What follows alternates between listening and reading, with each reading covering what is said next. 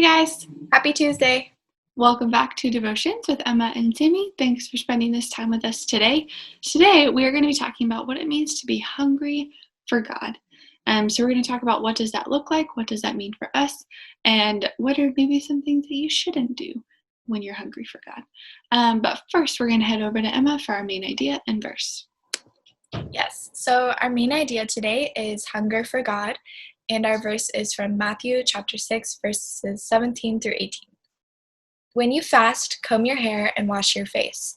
Then no one will notice that you are fasting, except your Father, who knows what you do in private. And your Father, who sees everything, will reward you. And that is it for our verse. Over to you, Sammy. Yes, thank you, Emma. So, you've probably been hanging out, and then someone comes from the kitchen and they're like, dinner time, or breakfast is on the table, or lunch is ready, food's here. Those are all great things because it means that you're going to be eating soon. You're not going to be hungry anymore. It's going to be great. God gave us food to nourish our bodies, and it's awesome. God also expects us at some times to choose not to eat food or not to eat certain foods. You might be thinking, that's really weird. Why would he choose to do a thing like that? It's called fasting.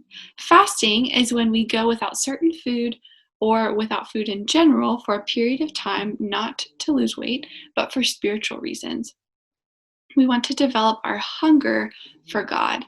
So when you haven't eaten for a while, you'll feel hungry. It's kind of that rumbling in your stomach. And then once you eat food, you feel satisfied.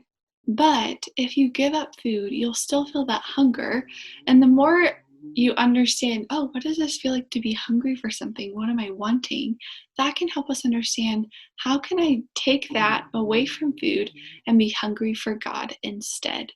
Um, when you give up something that's distracting you from God, it helps you to refocus on God. But just like that verse that Emma read, it's not something that you should make a public display out of. So, just like we talked about with prayer, how it should be done in private and not for other people to say, oh my gosh, she's so good at praying. Wow, wow. Fasting is the same way. Just like Emma read, you should wash your hair. No, comb your hair and wash your face. And it's something that you should do in private. So if you're fasting and you're walking around, you're like, oh my gosh, I'm so hungry. And someone's like, hey, you should eat some food. And you say, oh no, I'm fasting. That's not how it's supposed to be. It should be something where you're doing it in private and you're not saying it with your words, but you're feeling it in your heart. A few things about fasting.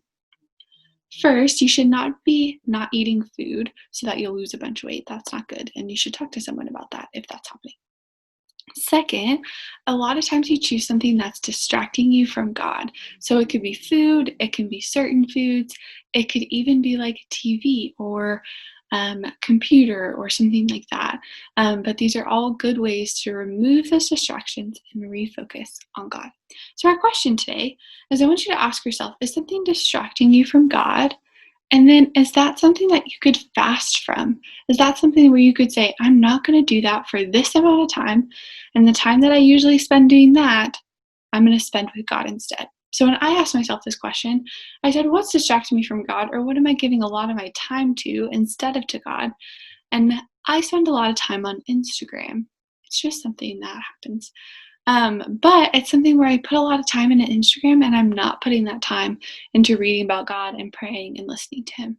So I'm going to fast from social media for a little bit and spend that time with God instead. So that's one example, but there are many, many things that you can fast from.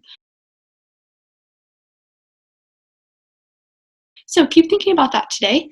That is all I have for you guys. We're going to head over to Emma for our invitation. Yes, so today is Mountain Day, so we would like to invite you guys to go on a virtual hike through a canyon in Canada. It has really beautiful views, and it actually makes you feel like you're there, which is really awesome. So go ahead and check that out. It will be linked in the description box below. Have a great rest of your day, and we'll see you tomorrow. Bye, guys. Bye.